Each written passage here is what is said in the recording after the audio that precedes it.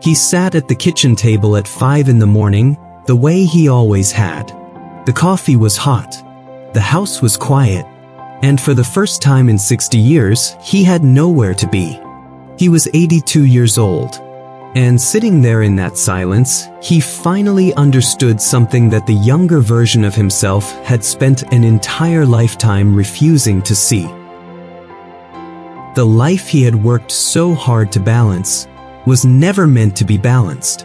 And the formula he had chased for decades, the one every motivational book, every conference speaker, every well-meaning colleague had promised him, was nothing more than a beautiful, expensive lie.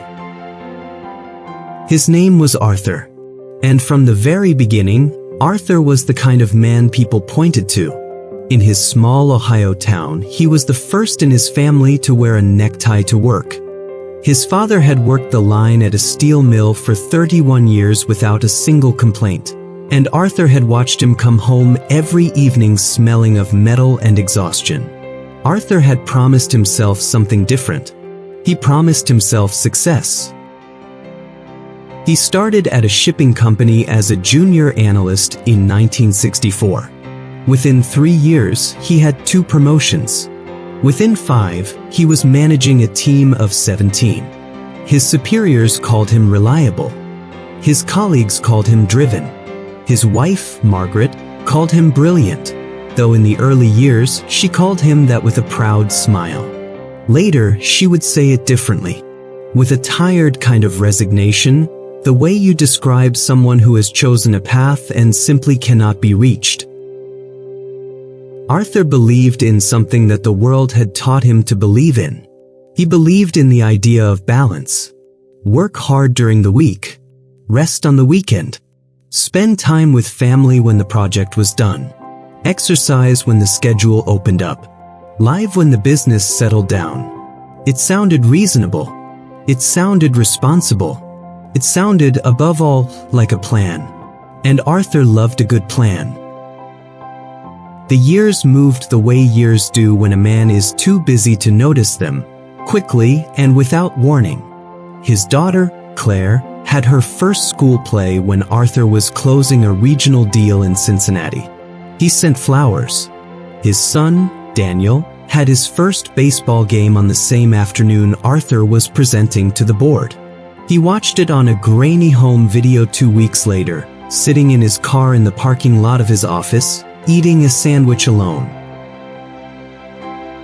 He told himself it was temporary. He told himself that once the next phase was complete, once the company stabilized, once the children were a little older and would understand, he would be present. He would catch up. That is the cruelest trick the idea of balance plays on a person. It always promises that the catching up is just around the corner. Margaret was patient in a way that only someone truly in love could be. She kept dinners warm for years longer than most women would have. She took the children to school and to the doctor and to every game and every recital, filling both their seats and his without complaint. She built the home that Arthur worked to afford but rarely inhabited. And she did it all with a grace that Arthur mistook, for a very long time, for acceptance. Arthur was not a bad man. That is perhaps the most important thing to understand about him. He was not selfish in the way that word is usually meant. He genuinely believed he was doing the right thing. He believed that providing, financially, structurally, materially, was the highest form of love a man could offer his family. He believed that one day all of it would make sense, that his family would look back and see the sacrifices and be grateful for what they had been built.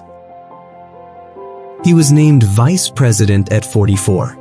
There was a party in the conference room with champagne and a card signed by everyone on the floor.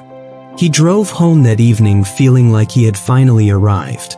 But when he walked through the front door, the house was already dark. Margaret was asleep. The children were in their rooms.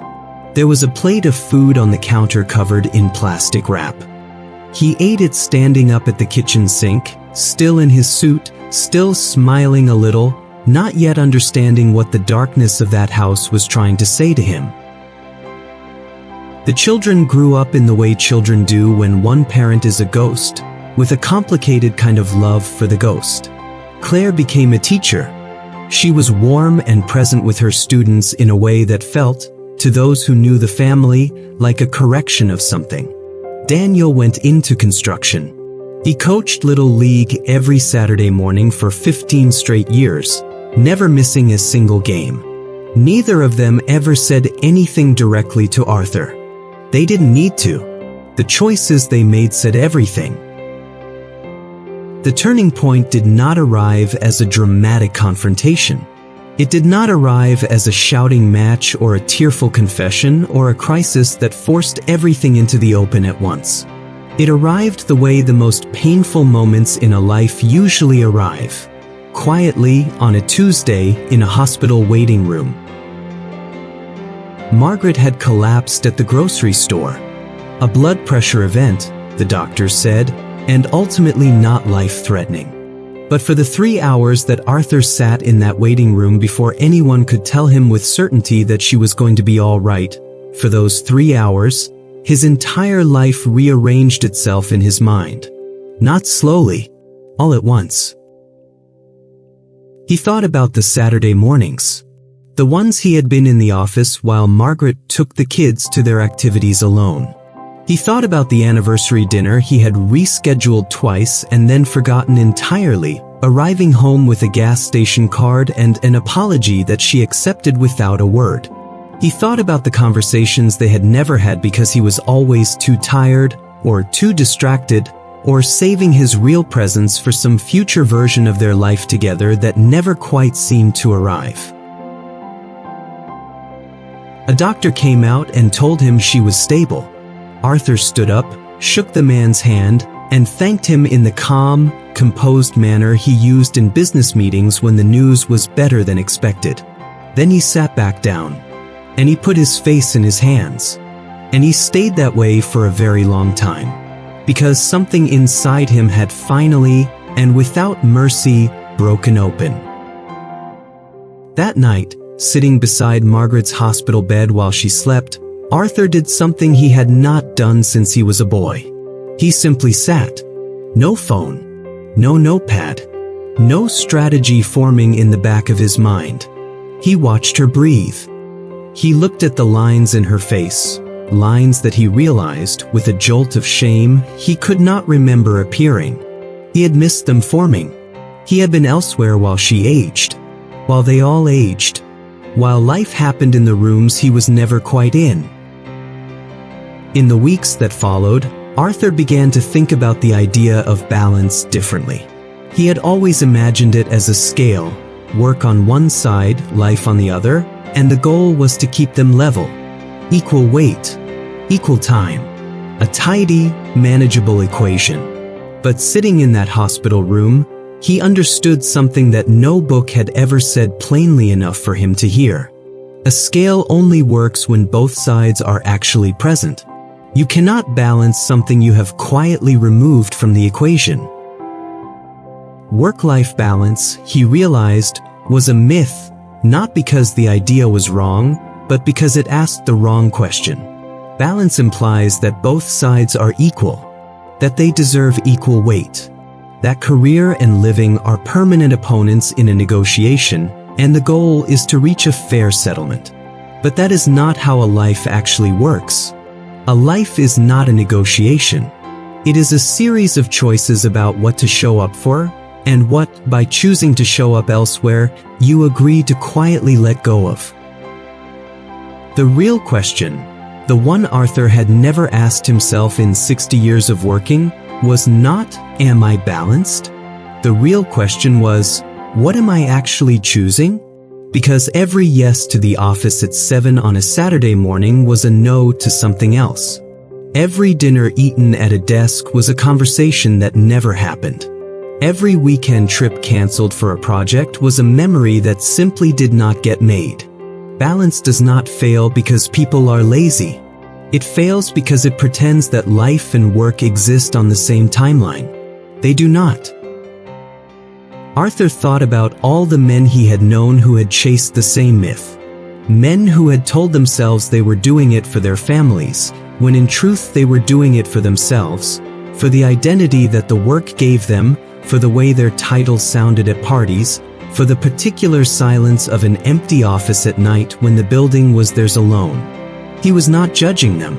He was recognizing himself in every one of them. And the recognition did not feel like wisdom. It felt like grief. So if balance is the wrong word, what is the right one? Arthur spent months turning this over. He talked to Margaret about it. Really talked in the way they had not talked in decades.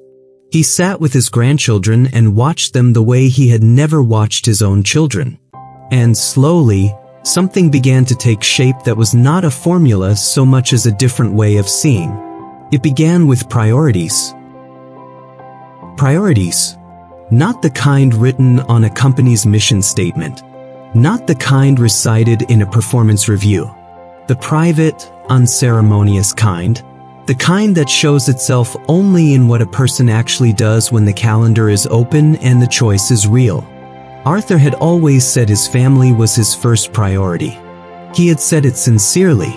But the calendar told a different story. The calendar was the truth. And the truth was that the office had been first, always. The family had been a beautiful intention waiting for a future that kept getting postponed. The second word was presence. Not physical presence. Arthur had been physically home many evenings. But being home in body while remaining entirely elsewhere in mind is not presence. It is just proximity. He had sat at dinner tables for decades while mentally drafting memos. He had nodded through his children's stories while reviewing numbers behind his eyes. True presence, he understood now, meant bringing all of yourself to wherever you were. Not saving your best self for the office and offering the leftover self to the people who loved you. The third word was meaning.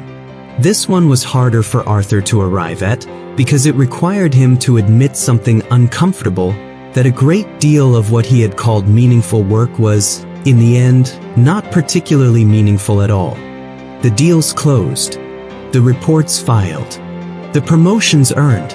They had given him a sense of forward motion, the feeling that life was progressing.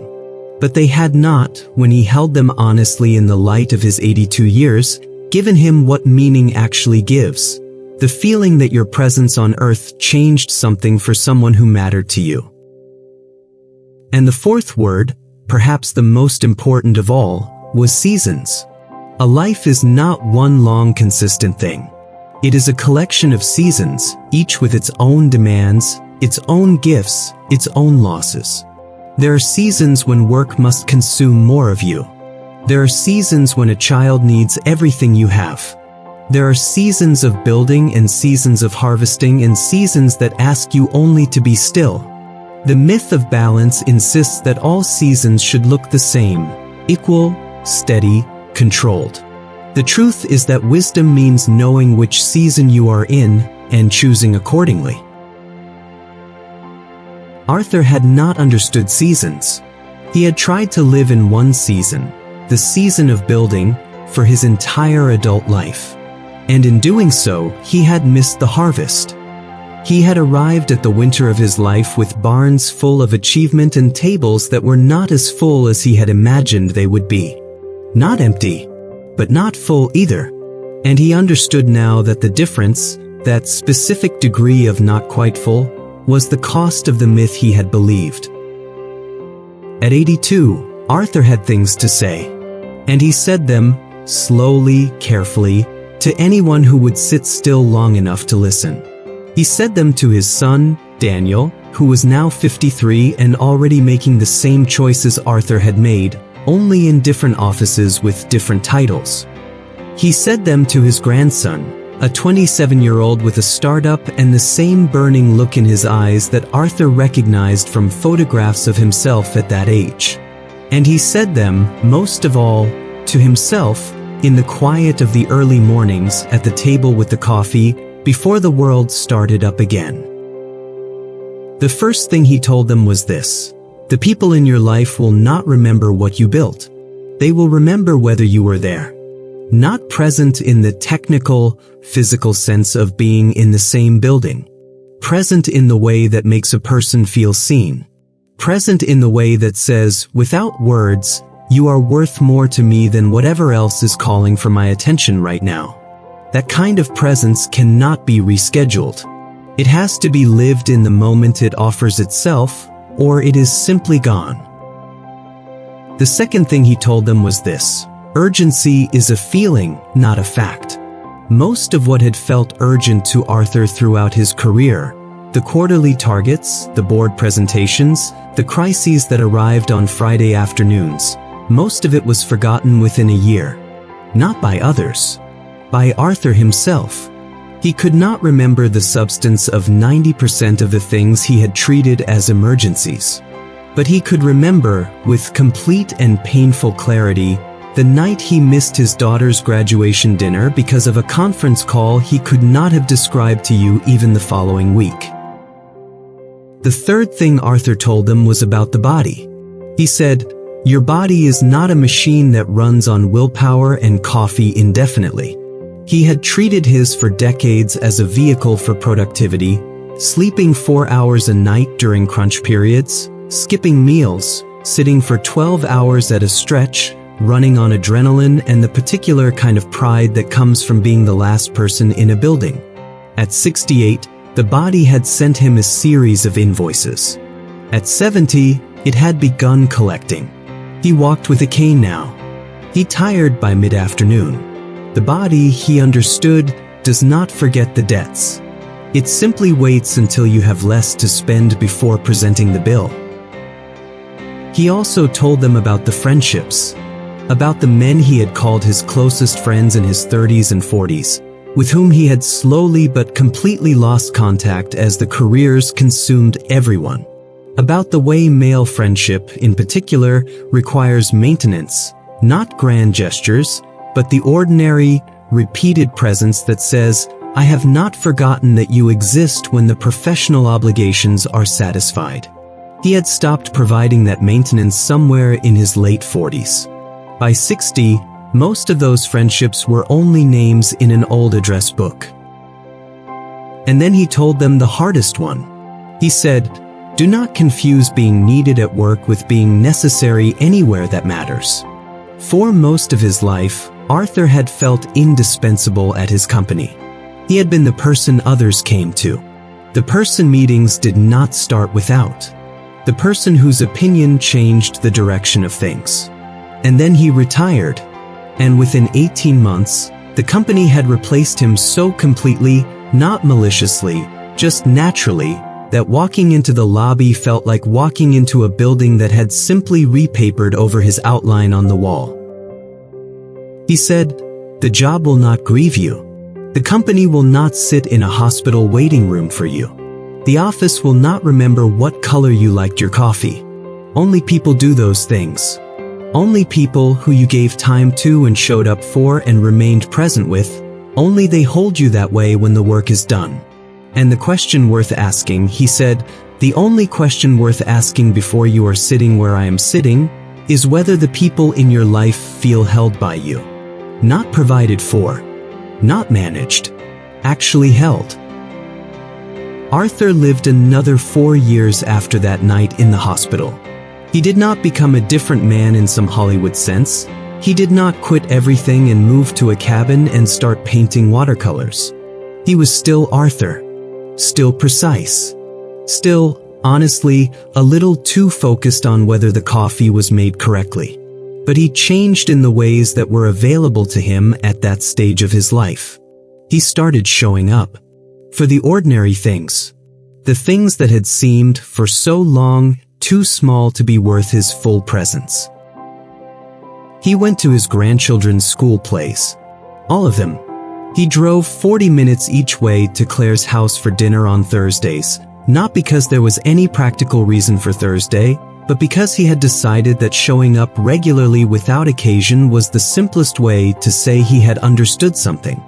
He and Margaret sat on the porch in the evenings and talked about things they had never discussed, things that had been waiting patiently in the unsaid space of their marriage for 30 years.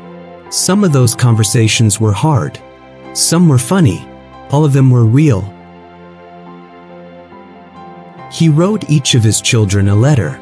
Not a brief note, but a real letter, the kind that takes several drafts and costs something to write. He told them what he was proud of in them. He told them what he regretted. He told them that the missing from their early years had not been a failure of love but a failure of understanding, and that the distinction mattered to him even if it could not repair what had been missed. Claire called him after she read hers and they talked for 3 hours. Daniel did not call for 2 weeks, and then arrived unannounced on a Sunday morning, and they sat at the kitchen table together without saying very much, and that was its own kind of conversation. He died on a Wednesday in October, in his own bed, with Margaret beside him and both children in the room. His granddaughter, Claire's youngest, who was 7 years old, was asleep on the chair in the corner, having refused to go home the night before. The funeral was held at the church where he and Margaret had married. The pews were not overwhelmingly full with professional contacts and associates. They were full with family, and with a handful of people who had known him long enough to remember who he had been before the work had named him, and who were grateful to have seen who he became in the years after he stopped believing the myth. On the board of photographs, there were pictures from every decade of Arthur's life. The young man with the briefcase, the executive at the conference table, the father at, finally, his daughter's school play, the grandfather with flour on his hands, the old man on the porch with his wife, both of them leaning slightly toward each other in the way that people do who have decided, at whatever hour it becomes possible, to stop leaning away. And somewhere, perhaps, Arthur would want you to hear the thing he most wanted his children to understand. The thing he most wanted to leave behind, not as a lesson to feel guilty about, but as a map for the road still in front of you. He would want you to know that balance was never the point. The point was presence. The point was choosing deliberately and repeatedly what deserved your actual self. Not your tired self, not your distracted self, not the self you offer when the real work is done. Your actual self. The one that only the people who love you get to see, if you let them. He was 82 when he understood it fully. You are reading this now, which means you still have time. The chairs are not empty yet. The mornings are not quiet yet. The people who would fill a room for you are still here, still waiting for you to show up, not later, not when the project finishes, not when the season slows. But exactly now. The formula was never balance. It was always this: know what matters. Be there for it. Repeat until your last morning at the table, and make sure the cup is still warm when you finally leave.